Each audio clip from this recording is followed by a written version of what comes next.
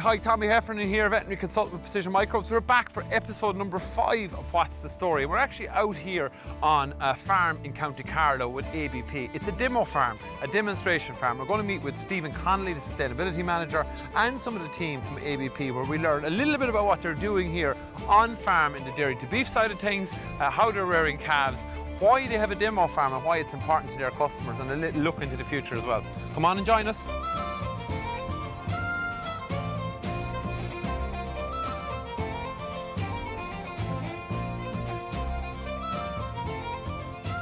That's a good place to start. Here I am with Stephen Connolly on ABP Demo Farm. Stephen? So we're starting now, are we? Yeah. And we're not editing anything out, so it's press go and it's go. Look, thank you very much for having us here. Well, I'm not out of breath, you're out of breath, but you look fairly shook to me. I ran off it, you only walked off it. We really are in a picturesque view, and just before we press record here, you were saying, I mean, look out here. We'll get into the farm, we'll get into this, but it's a lovely backdrop for our discussion for the farm here. It kind of covers all aspects of Irish agriculture. Yeah, I think we probably don't even need to do the video, Tommy. We just need to just show this. But like, look, we'll get into the science. But like, if you look across there, like, look, we have cattle out grazing multi-species swards. Yeah. Like, looking across, we have our sheep grazing on the hill. Yeah. We've our tillage farmer here, like, and then we have the forestry in the middle. Like, if that doesn't sell, Ireland and sustainability, and we know we've facts to prove it, but just looking at, like, look at all the trees, like. That's a good green image of what's here. Stephen Connolly, thank you for having us down. First of all, Thanks for coming. Just before we get into ABP Demo Farm, who is Stephen Connolly and what's your role here? Jesus, I didn't know you were going to ask me that question. So this is your life. So look, who am I? So I'm the Agri-Sustainability Manager for ABP for Ireland and Poland. Yeah. What does that mean? So I suppose it's all things agri. Yeah. So how can we work with our farmers to be more sustainable, be more efficient, and then I suppose from that, how can we showcase that to our customers, like, so okay. And then I suppose me, as in personally, I'm from a farming family in Meath. Yeah. We were dairying up till 2007, and now I'm running a beef and sheep enterprise at home, like, sort of. So I am a farmer. To be clear. Think a lot of you, and I know you for a few years, a lot of your role steeps back from your own probably passion and interest in farming, and people will have heard you talking, but I think at the core you like farming, which always helps, I think. Okay, let's talk about the ABP Demo Farm. Just give people, a lot of people may have visited this farm before, maybe had on it for, you have lots of open days. Give people an idea of where we actually are. Yeah, so look, we're in the, I suppose, a lovely countryside in County Carlow. Yeah. On that Carlow-Wexford border. We're here a long time now, so I suppose we're here since nearly 2015, start of 2015. Yeah.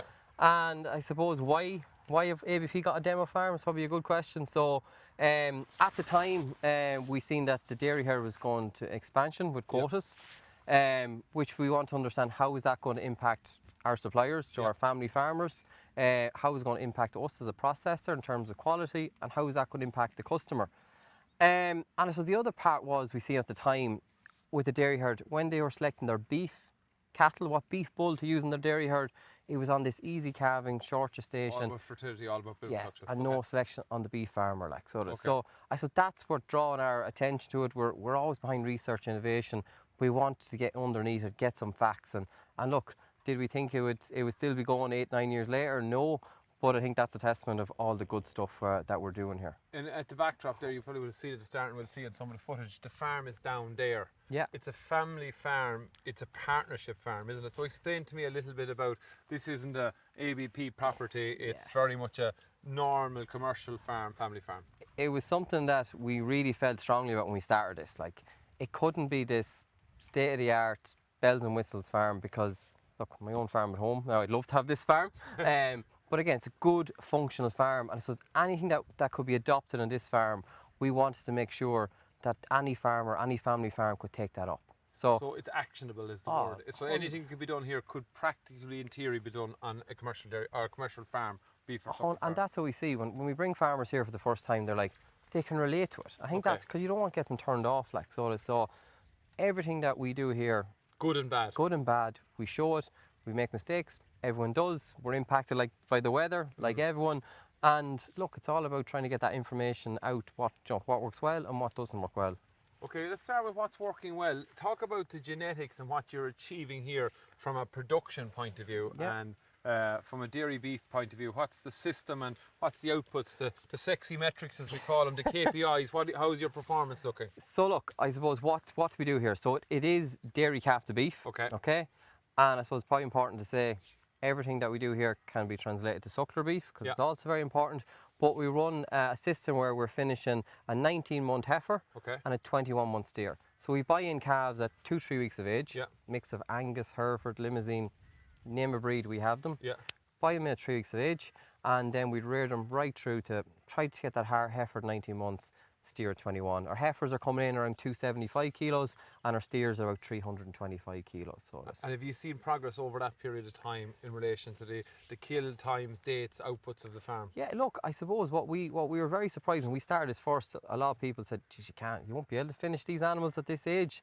And I think it just clearly shows if you can get, and we'll talk about genetics, get the genetics right, get the nutrition of that calf, the source of that calf right, and then look, good quality grass. Like, it's all, there's no silver bullets. You might disagree with this. But there's I'm not saying there's silver bullets. You started sagging me already. No, there isn't. It's a multifactorial. That's something we've covered with everybody in this What's the Story series. Is different approaches, different people are doing different things. We're only here to learn and listen. We're not here to cast judgment, but it's always, I think it is multiples of things, isn't it? If you can get that right, I think, because look, and I think with the system we know we need to finish these animals at 19 and 21 months. We're in that system. And again, my boss used to previously say, if you don't measure, you can't manage. So we're constantly weighing, measuring to make sure we have them, because we only have a limited resource inside, and with shed space like any farm. So we know we need to finish at 19 and 21 months, like so. So look, like that's excellent performance. We'll talk maybe about the genetics. Like, talk about genetics. So talk about genetic choice, and it can always be whether it's definitely on the dairy cow side when you talk about genetics and systems, it can cause trouble. Sorry, apologies for that. No, you're okay. The wife. Definitely on the genetics and the cow side, you can have debate, right? You can have a huge amount of debate and arguments about it. But when it comes to genetics, it's fairly cut and dry, isn't it? So what have you learned about genetics here? What are the key lessons? If I was dairy to beef farmer like this, What's the Story is targeted farmers as our other customers to showcase them and maybe give them ideas. But if I was looking at dairy to beef, what should I be thinking about in relation to what you've learned here? Look, the big one, we probably should start off with, we'll start from the start. First was to source them calves. I know you know a lot more about this than I do, but getting that calf from a dairy farm with the right cow type, that is the right vaccines in place, whether it be scours, etc., and the good nutrition. That is huge. And when we benchmark, first of all, our herds, I know when I looked at 2 years ago, 2 years cattle, there was over 150 grams a day difference between the calves from the best farm and the worst farm. Just purely from genetics? That was purely from the herd of birth. I wasn't even getting into genetics. The cow types have an effect, but without even getting into the beef. Just the management of itself. Manage that calf them first couple of weeks, getting that colostrum right. And look, and that's an important message for the dairy farmer as well. The calf is a huge part of the story. We know the calf debate is a massive part of the story. We talked about it in episode 3 with Eamon O'Connell from a veterinary and a welfare perspective. So having a source, having someone to take your calves and rear them is essential. So doing a good job on your bull calves, I think that message is really getting through on farm. I'd agree. Even looking at this year, calves that, them heavier calves and slightly older calves, they're making more money, and that's what we see. So getting that dairy farm, the source farm right, and then it's the genetics of the calf. So look, so far we put through, so how it works, we progeny test roughly 20 bulls a year. So we buy in 20 calves from each bull and measure their performance from weight gain every month, health incidents. We're now measuring, we also measure feed intake in Tully and a proportion of them. And then we're also mentioning their methane, so how much methane are they producing a day. So we're collecting everything, okay? So what's the results telling us? And again, look within the Angus breed, and it's the same across all the breeds. But when we looked at between the progeny from the best sire versus the worst sire on this farm, we could get 46 kilos more carcass weight at exactly the same age, which is, on today's money, that's well over €200. So like, that's money that can be got, and there's no different in the price of the straw for the dairy farmer, same money. But if you can say, work with your dairy farmer, good health status, and use this team of bulls over this, there's €200 to be got there. When you're bringing farmers, and we'll walk back down towards the farm, when you're bringing farmers to that and you're telling them that message, it seems like a straightforward message, but there's a lot of allegiances to breed types and the shape of cattle and the shape of a calf. Do you get much resistance to it? Look, absolutely, like, so there's, and look, we all have preferences of what breeds. I'm a sheep breeder myself, and I love blue Texels, and no one knows what they are. But like, what we say is, if that's whatever breed you're comfortable with, we use that breed, but use the best within the breed. So that's the big thing. So there's good and bad in any breed, and if you use the best, sure, that's, you know, and we see that across, you know, the Angus, the Hereford, the Limousin, you know, that's what we see, that there's good and bad in all of them, like, so it is. So we've been talking about dung beetles. I'm going dung beetle mad. I just see dung beetles if running. there's money there, it's mine now. So well, that's typical me, man. The dung beetle, I just see the activity and soil health as well. That's something we might come back to again. We've got a nice introduction piece. I know we're going to go in and talk about calf rearing on the farm. We're going to talk to Amy as well about best practice on nutrition. But let's come back to maybe the future piece on soil health and the overall farm. And just as we stand, before we go down the hill here, you mentioned a lot of the good stuff, but you said this is quite a famous field we're on here. For reasons you'd probably like to forget. Yeah, geez, it was a hard year last year. So you're standing on it's called a regen ag platform. So what does that mean? We've 28 acres here, and half it's split in multi-species and half is just perennial ryegrass. And we're working with UCD, and we're trying to compare how the animals perform on the multi-species versus the perennial ryegrass only. So last year we set about reseeding it. I suppose we got it in, looked great, and then we got a bit of a drought. People forgot about that drought in May, and we just got it back on track, started to grow. And one Saturday evening, got a phone call from James here, and basically a lot of the field ended up on the road. Right. We just got a deluge of water, the clay washed down, and it destroyed it. And I thought it was interesting, we were walking up, you were telling me, those stories are as important as the good ones that you will tell your customers about, because it's not all sunshine and rainbows. No, like, you know, farming, when you rely on the weather, you know, things can go wrong, and I think that's what's important. Like, we have to show warts and all. Weather can impact things can go wrong. And look, you know, and it was great to put that out there, and farmers complimented us to say, well, look, fair play to you. You know, we didn't try and tell the truth. Like, but like, you lose credibility if you don't, and you have to be open, like, so it is, and that's what we try to do here. Okay. And I imagine this farm here, as we walk in along, you know, you're on a hill, there's not a huge soil cover here, so growing grass here is not easy. You can see it here where it washed. It's still, like, we reseeded it again, and it actually washed, and it's just, you can see it's damaged. Like, we have to do a bit more work with this, like, so that you can see the tracks. But look, it's just unfortunate. I felt very sorry for the guys who put lots of work on them, but. And that is the reality of farming. That is the weather, like, so there's nothing we can do about it, like. But really hoping, it's interesting, this is our next path. Where can we, you know, reduce costs on farm? Like, if you look at what UCD are doing, like what the animals on the multi-species versus the perennial ryegrass, 35 days younger, at the same weight. You think you're going to try and replicate? Oh, we want to do better. But like, you know, it's huge, and 60% less fertilizer. So like everyone talks about. And that is sustainability in action. Like, everyone talks what is sustainability, and probably as farmers we're a little bit afraid. The word has become a little bit tainted, I'd almost say, bureaucratically, you know. What does it mean? Like, and there's probably that fear factor, because it's negative. Like, does that mean, you know, that can be negative to farmers, but to us, like, what it is, right? It's about, and it's probably that, you know, how do we improve efficiency on the farm? Yeah. How can we lower costs? Like, and in ABP, within our factories, we have this. We have a lean management and doing more with less. And I think that's what it's all about, right? Where can we reduce waste in the system? You know, where can we add value? So like the genetics, the multi-species, you know, getting the health right, all that is getting stripped now cost, like, so it is. You know, I remember a very famous story during COVID, and it was told to me by many vets around when many businesses were in a panic on how to deal with testing. That management style of efficiency with ABP came through. That basically, I think they took over for the HSE in the factories to actually get people in through the system, because they had figured out an efficient and quick way to do it like no other business had. I suppose, look, what I'd say from working with ABP, personally, I love my job. I love working with them. We do things right, and we treat the farm here like our factories. You know, how can we make it as efficient as possible? And do things right, like, and we don't do everything right, but obviously striving to do better, like, so it is. And I think that's I think what makes ABP who they are, like, so it is. And look, we've a great, and again, Joe, we've a great team. You go talking to Amy and Sean, We're like, going and to have a chat with Sean now. Joe, we're very lucky to have them.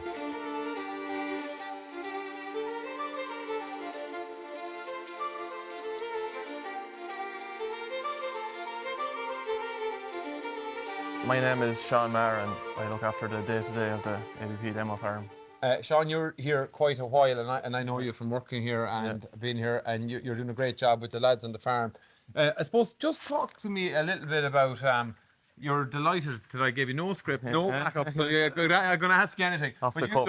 Off the cuff. But you do look, you're rearing calves here all the time.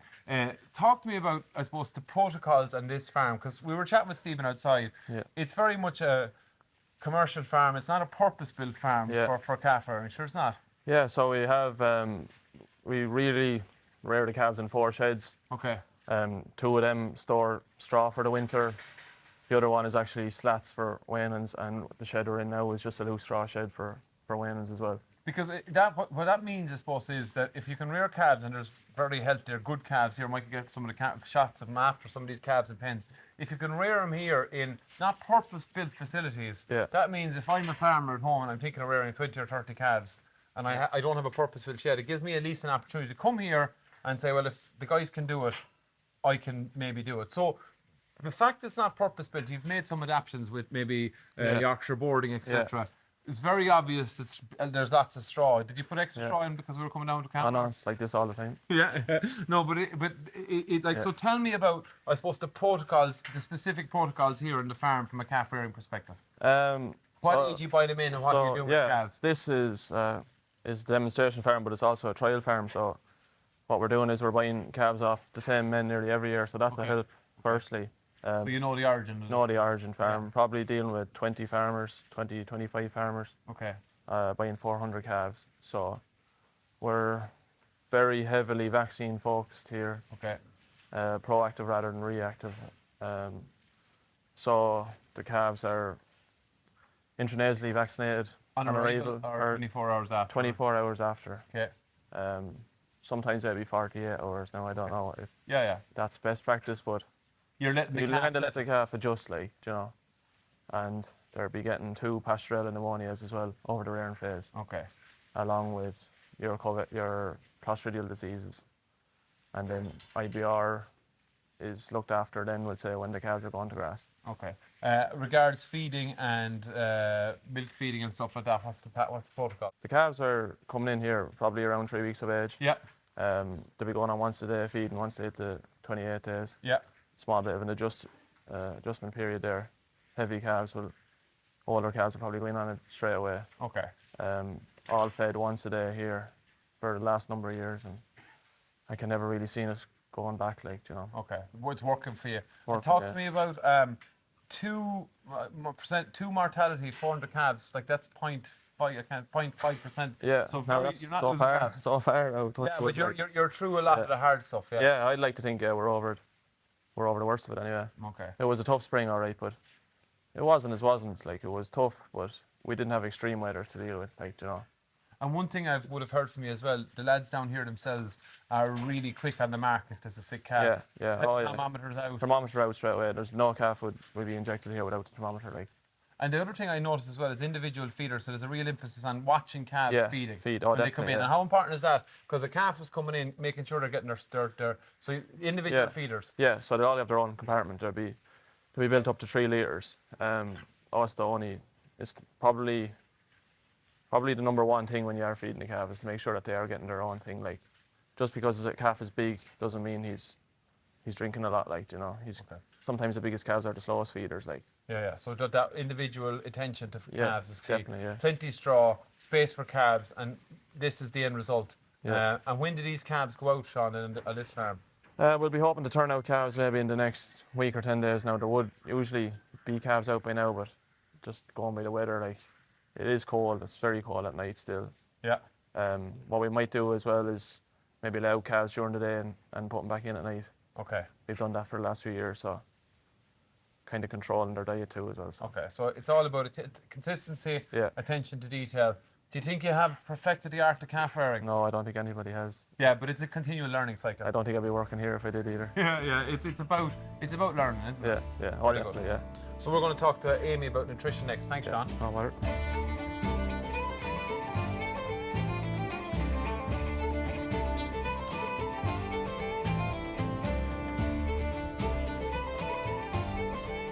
Okay, Amy, thank you very much. We were talking to Sean. Now we're going to talk about maybe you're the nutritionist with ABP, you're a nutritionist yourself. You're also a farmer.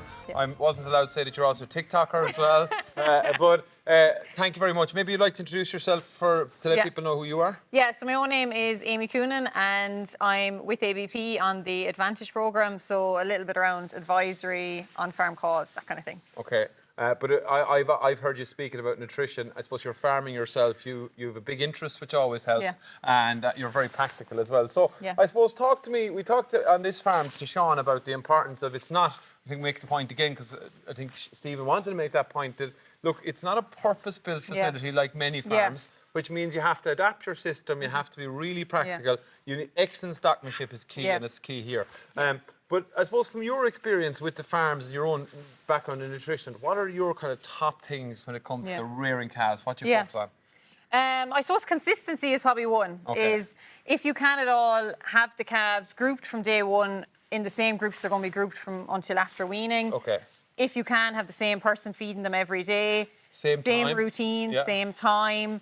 Like we all think a half a jug of milk replacer. I think a half a jug is different to your half a jug. When you talk about the powder going into the water. Yeah, into the water. So we all have little differences. So it's about having everything the very same. So the lads here are feeding the calves every day. It's the same people doing it every day. They know, you know, the slow drinker or you know the calf that's the quick drinker and tries to knock everyone else off. Do you know, it's all those little things. So you're making sure the calves are getting their full feed every day.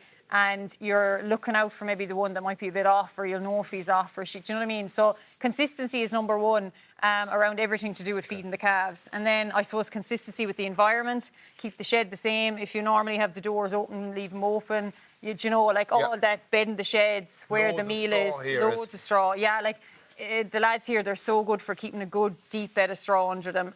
They've racks then up. The calves are eating their own straw out of racks, so they're not eating dirty straw. Again, with the meal, it's topped up fresh. When you talk about topping up fresh, so if you were advising me now, like you're working with a lot of farmers, and I'm buying calves in maybe for the first time, or I'm buying calves in, what am I looking at from a meal feeding perspective? How much should I be putting meal into them?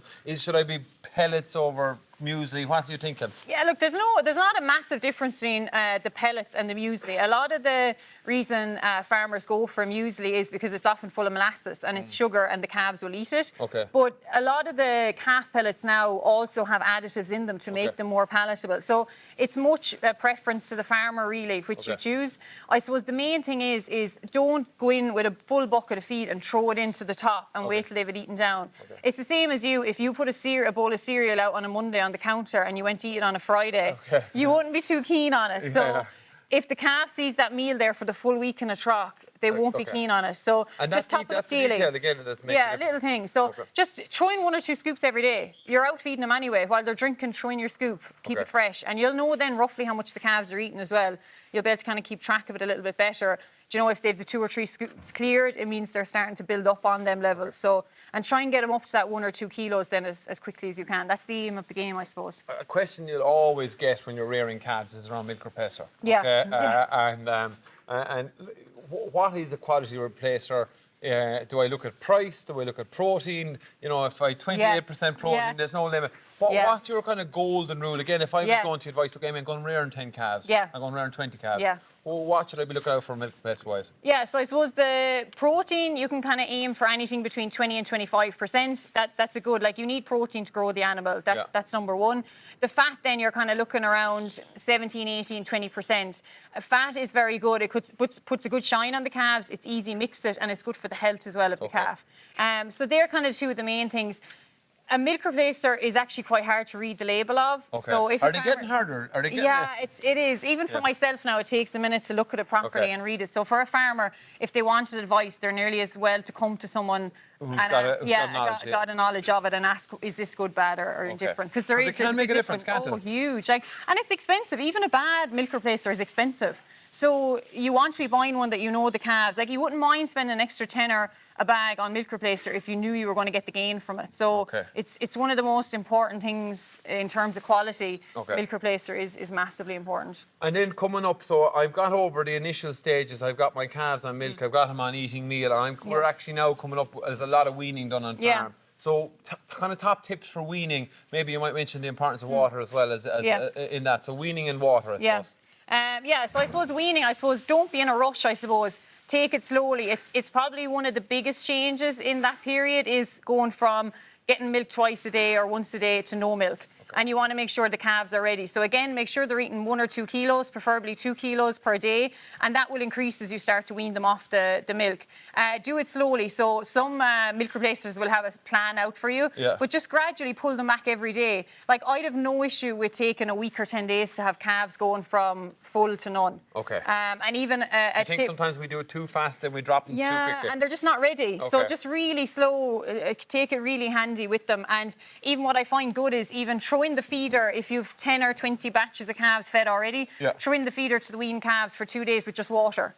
And it just makes sure they're staying hydrated. It keeps them content. They're not giving out. And that water is really important for that rumen as well, isn't it? Yeah, exactly. So you're keeping everything right. Yeah, and on the fresh water side of things, just have water available to the calves at all times. The minute they arrive in that pen, water. It's hugely important to get them eating the concentrates, and that's the whole aim of the thing. Water is free. Because a lot of times we don't talk about water enough. We've weaned. What are you weaning? When you think about maybe amount of concentrates calves should be weaned on, 1.5 kilos, 2 kilos? Yeah, I'd be pushing to 2 even. Like, you can always pull that out. Once they're settled at grass, pull it back a little bit. And some people will take it out completely, others will keep them at 1 kilo all summer, depending on your own preference and if they're on target or not. But I'd be having them up to 2 when I'm weaning them, just to make sure they're ticking along nicely. I like that idea as well. Just top tips for maybe turn out the grass here, because now it's becoming a time, aside from parasites and all that kind of stuff, from a nutritional point of view, it's becoming a tricky-ish time. Any tips for turn out the grass? Yeah, I suppose, it is. It's quite hard, especially with the weather is so changeable lately. Like, it's hard for them young calves to regulate everything. What they do here in the demo farm, and I've seen across a lot of farms now, is they'll offer the calves straw for a good while, actually, after they're let out, and you'll be surprised. It's only when you give them access to straw you'll know how much they actually are mad for it. Round bale in the feeder type thing. What they use here is IBC. They've cut a hole out of it and they throw the straw. It keeps it dry because the calves won't eat the damp straw. So throw your couple of sheets into your IBC and they'll munch away through it. And munch away at the bottom. Yeah, and they'll eat from both sides then. But yeah, straw is a big thing.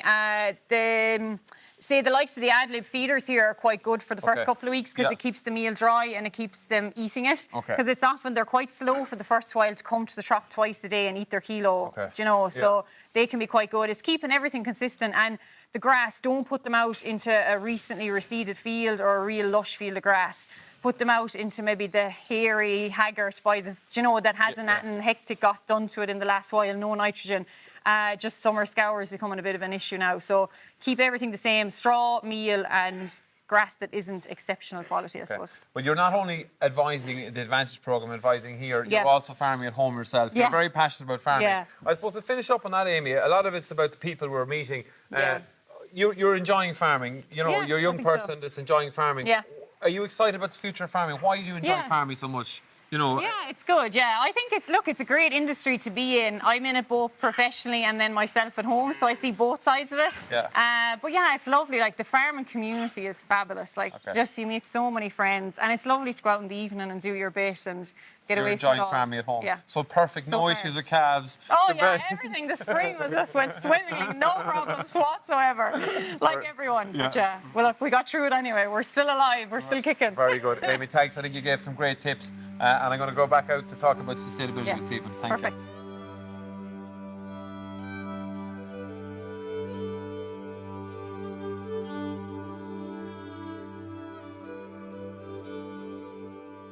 Stephen, thanks very much for having us down here. We had a great chat with Sean about the farm here and a fantastic chat with Amy as well.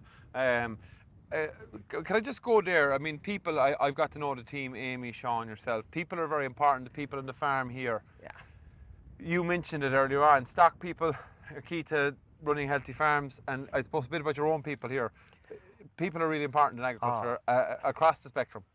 Look, to be honest with you, everything we do is about people. John, we're a beef processor, but whether it be our people in our factories, whether it be our farmers, John, you need to have good people that you can trust, that that'll work with you. Yeah. And I am very lucky to have an excellent team. Like you've heard from Sean and Amy, but the shepherds here, as I said before, these things, like these farms, this collaboration, it doesn't last nearly 10 years without having good people. And I think they really make it. The staff we have in the Advantage program, and the shepherds. What is the Advantage program? To explain to people what that is.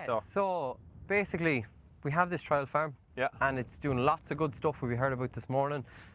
In terms of carbon efficiency, it's 30% lower than the national average, but it's just one farm. And for us within ABP, we wanted to scale it up. So how do we implement more of what the technologies on this farm onto more farms? So we developed the Advantage Beef Program. So what it is, it's the ABP Sustainability Program, which is rewarding farmers with a bonus for producing more sustainable cattle.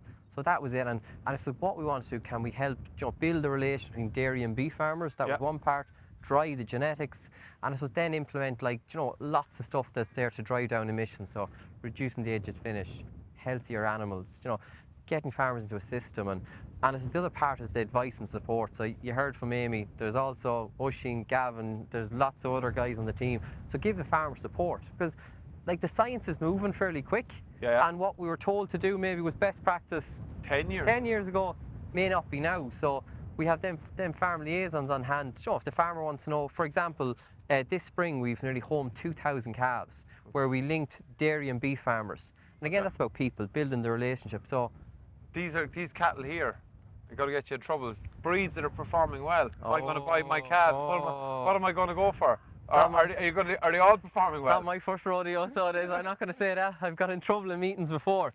Look, what I'd say is, everyone has preferences. Yeah. And what I just say, if you're a person that buys in Angus's, buy the very best Angus. Okay.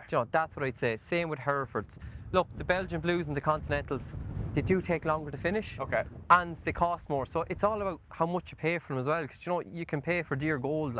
So I suppose for us, and again, if you think about it, we're getting more, I suppose, our supply of cattle. A lot of that is seasonal. It's coming in February, March, January, February, March, they're being born.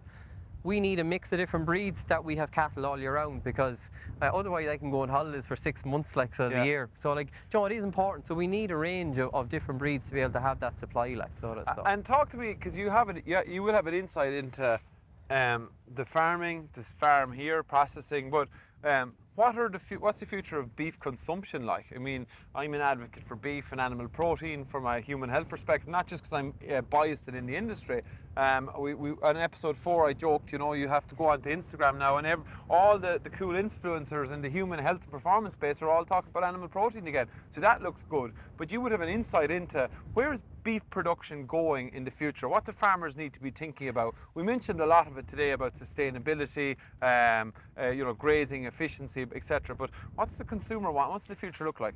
Yeah, look, I think that's a great question, so it is. And look, I suppose, break it down really simple. First of all, we have a really good product. Okay? That's the first thing. And I think you can see it's very sustainable. We're one of the most sustainable producers of beef in the world, and dairy and lamb. So if a customer is buying beef or lamb or dairy, this is the place to buy it. So I think yes, we need to make improvements, and we can talk about how we can do that. But from a customer, what do they want? I suppose first of all, they want a high quality product, and I think we have that. So that's that ticked. Yeah. Our high animal welfare, I think, and our systems. Again, there's no one in the world, I think, that has an ICBF system, a Borbia system, a department system there, with traceability. So we're very lucky there.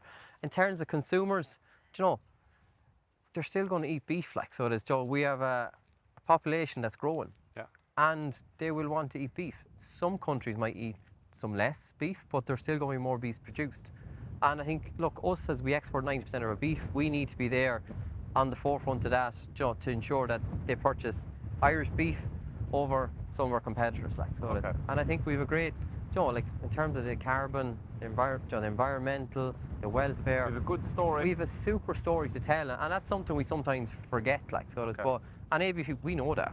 We're very lucky, like, to be. Well, we can't ever sit still. We need to innovate here, and we need to do. And look, you've said that you've talked about some of the successes, some of the challenges here. I wish you well in the next 10 years, because you've got 10 years out of it. It'll be interesting to see what, you know, where the methane research will be and where the sustainability piece will be around cattle.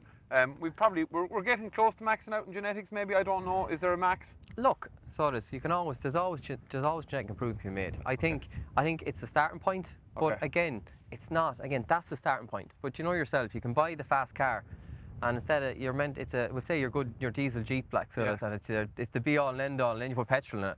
So like, you know, so you can get the best genetics, but if you don't manage it right, you know, the management, whether it be Amy's nutrition, whether it be the grass, you know, it's not going to work, like, so it's a starting point. Very good. Stephen, thanks for having us. It's been a real pleasure to chat with you. Continued success to you and the team and the shepherds here as well.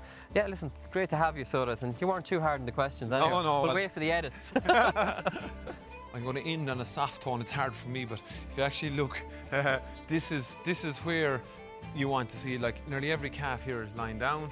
Happy, healthy calves in an abundance of straw. It has been great with the ABP farm demo team, with the thanks to the shepherds for having us down. I suppose we're covered off a little bit about why the farm is here, some great tips on calf rearing from both Sean and Amy, and a little bit, I suppose, as well to look at what, you know, where the produce of the future is going as well with Stephen Connolly. Big investment in research and trying to look at the path forward. Ultimately, this is what you want to see, though. Happy, healthy calves, part of a system. They'll be heading out to grass now, maybe in the next week or so. So join us for episode number 6 coming up of What's the Story, where we go out and meet our customers. Thanks for watching.